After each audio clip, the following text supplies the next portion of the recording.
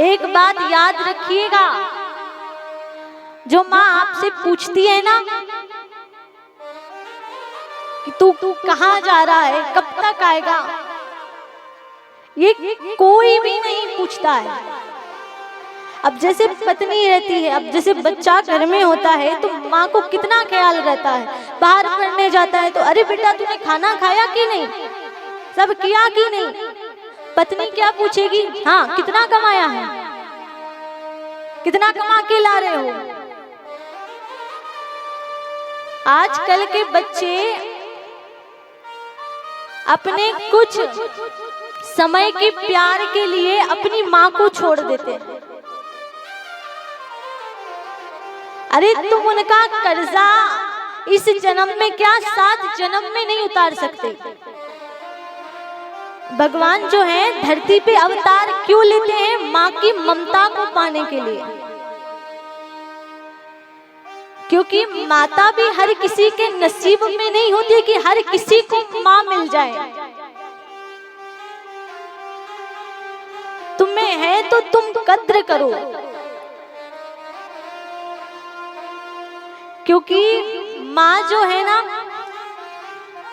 जब बहू घर में आती है तो बहू सास के साथ कितनी ही कलेश क्यों ना कर ले, लेकिन एक माँ अपने बच्चे को कुछ नहीं बताती। क्यों नहीं बताती? उसे लगता है कि मेरा बच्चा दुखी हो जाएगा, मेरे बच्चे को दुख आ जाएगा। तुम कहते हो कि माँ तेरी वजह से मेरी पत्नी की आंख में आंसू आए। अरे पापी, धिक्कार है तेरे जीवन में जो आज तेरे कारण तेरी माँ के आंखों में आंसू आए। ऐसे जीव को तो देवता भी माफ नहीं करते हैं। इसलिए मेरी प्रार्थना है कि कथा से कुछ ले जाओ ना ले जाओ, शिव जी को जल चढ़ाओ अथवा ना चढ़ाओ, लेकिन अपने माता पिता को अंतिम समय में पानी तुम ही पिलाना। उनके जीवन में ये नौबत नहीं आनी चाहिए कि वो दर दर भटके, पानी के मोहताज हो।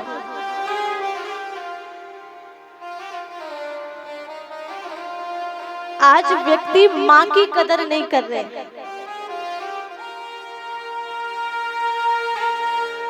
कहते ना, जब जो चीज होती है तो उसकी कदर नहीं होती, लेकिन जब वो चीज चली जाती है तब बड़ी याद आती है।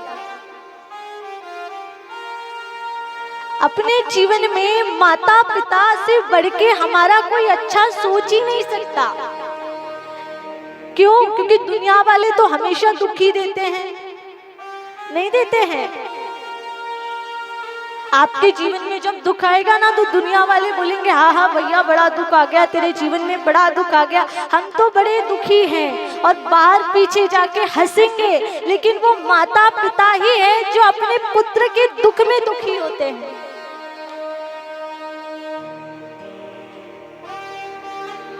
माता पिता हमारे जीवन के वो गुरु हैं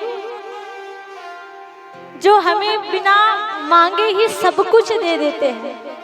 अरे उन्होंने अपना जीवन तुम्हारे लिए कुर्बान कर दिया, खुद एक रोटी खाई लेकिन तुम्हें पूरा खाना खिलाया, खुद ने एक जोड़ी कम वस्त्र पहने, तुम्हें अच्छा पढ़ाया, और बाद में तुम कहते हो कि माता पिता ने क्या किया।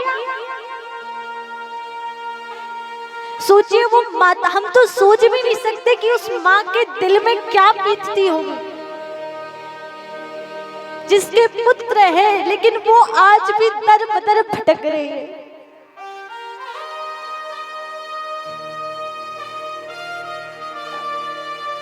ऐसे व्यक्ति इस लोक में ही नहीं, उस लोक के लिए भी बोझ है।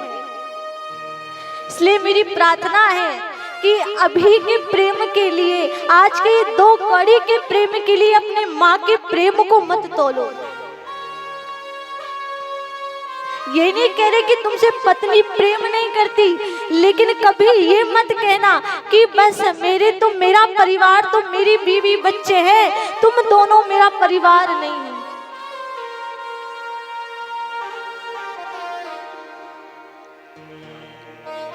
माता पिता, जब तक तुम यहाँ रहो ना, अपनी पत्नी को कहो कि सुन, जैसे मैं 2 बात मेरी माँ की सुनता हूँ, तू भी सुन और तुझे सुनना पड़ेगा, क्योंकि उन्होंने मुझे जन्म दिया है। अगर मैं यहाँ पैदा ही नहीं होता, वो मुझे बड़ा नहीं करते, तो तू कैसे शादी करती?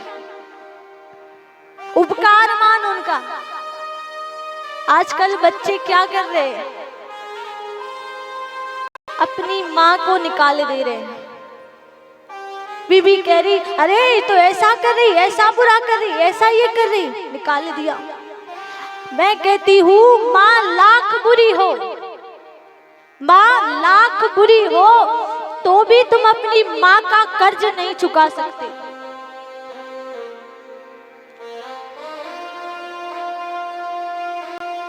माँ की 1000 गलती क्यों ना हो, लेकिन तुम्हें अपनी माँ की सेवा करनी चाहिए।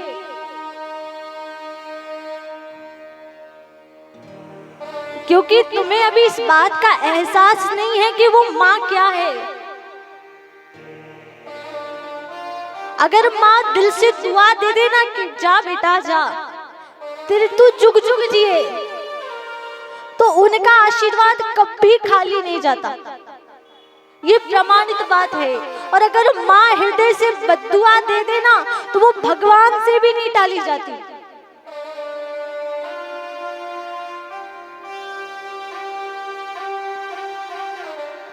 एक माँ अपने बच्चे के लिए अपना जीवन कुर्बान कर देती है।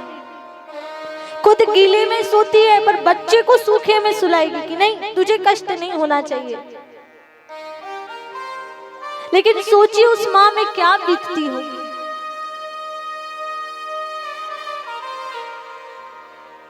अरे माँ जब तक है, जीते जी सेवा कर लो। माँ चली जाएगी ना, तो इसी तरह रोते रह जाओगे, कुछ हाथ में नहीं लगेगा। तुम भाई बहन बना सकते हो, पत्नी दूसरी, बच्चे, सब कुछ हो सकते हैं, माँ बाप दूसरे नहीं मिलेंगे। उनका दिल मत दुखाना। एक पिता अपने बच्चे के लिए कितना करता है, बोल के कभी नहीं बताता, लेकिन बहुत प्रेम करता है।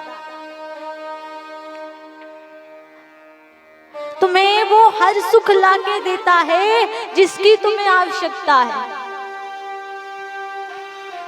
खुद एक जोड़ी कपड़े पहनेगा, लेकिन तुम्हारे लिए 4 जोड़ी लाके देगा।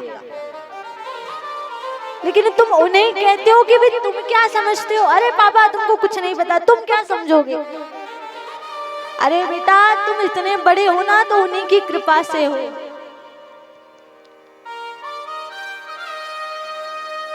सोचिए वो माता पिता में क्या बीतती होगी। उन्हें तो अपने बारे में भी नहीं सोचा। घर बनाया, मेरा बच्चा इसमें रहेगा, धूमधाम से शादी करी, बहू आई, खूब अच्छे से सब कुछ किया। लेकिन बाद में बच्चे ने क्या कहा, देखे मम्मी, देखे पापा, मेरी वो पत्नी है ना, उससे वो आपके साथ अच्छे से नहीं रह पा रही है, कंफर्टेबल नहीं। आप बुरा ना माने तो मैं इधर कमरे में बनवा दूं, आप यहीं रहिए, मैं यही आपको रोटी पानी ला के दे दूंगा। और कुछ तो इससे भी कई बीते होते हैं। अरे मम्मी पापा सुनिए ना, आप बुरा मत मानिएगा, लेकिन क्या है ना, ये मेरी इसको अच्छा नहीं लगता है, थोड़ा रोज रोज लड़ाई हो रही, कलेश हो रही, अच्छा नहीं लग रहा है। एक काम करिए, मैं आपको वृद्धाश्रम छोड़ देता हूँ, आप वहां रहिए, हम संडे संडे मिलने आया करेंगे। उस माता पिता पे क्या बीतती होगी। अपना जीवन बच्चों पे कुर्बान कर दिया, लेकिन जब उनकी बात आई, जब उनका समय आया कि वो आराम से बैठ के अपने बच्चों के साथ जीवन बिताए। एक बूढ़े माँ बाप क्या चाहते हैं, धन की तो उन्हें अभिलाषा नहीं होती, क्योंकि जीवन तो चला गया ना, अब धन का क्या करेंगे। क्या चाहते हैं कि बस बच्चे सुखी रहे, उनको खुश देखूं और कुछ नहीं चाहिए। ऐसे बच्चों को, ऐसे नालायक कपूत पुत्रों पुत्रियों को धिक्कार है। इसलिए जीवन में सब कुछ करना, लेकिन अपने माता पिता का दिल मत दुखाइएगा।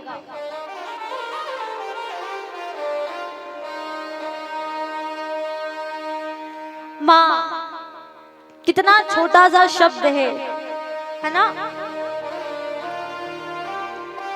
लेकिन इसी में एक पुत्र का सब संसार बसा होता है। कुछ लोग कहते हैं ना, हमारी माँ तो बड़ी बुरी है, सम्मान के योग नहीं है, उनको तो भेजना ही सही है। राम जी को जब दशरथ जी ने 14 वर्ष का वनवास दिया, जब वह वन को गए और जब राज चित्रकूट में थे, जब उनसे कौशल्या मैया, कैकेयी मैया, सुमित्रा मैया मिलने आई, तो आपको पता है राम जी ने सबसे पहले चरण स्पर्श जाके किसके किए? माता कैकेयी के। अब अगर देखा जाए तो माता कैकेयी ने ही तो राम जी को वनवास दिया। वो तो बुरी माँ है। भरत जी ने कह दिया कि मेरे को अपने जीवन में धिक्कार है कि मैंने तुम्हारे गर्भ से जन्म लिया। फिर राम जी ने कैकेयी मैया के यहाँ जाके क्यों चरण वंदना की? कैकेयी मैया के ही चरण क्यों छुए? राम जी जीवन में आप सबको ये बताना चाहते हैं क्या? कि एक माँ कभी बुरी नहीं होती। एक माँ कभी बुरी नहीं होती, चाहे माँ कैकेयी हो, कौशल्या हो, सुमित्रा हो, या इस दुनिया की कोई भी माँ हो, वो माँ कभी अपने बालक का बुरा नहीं चाहती।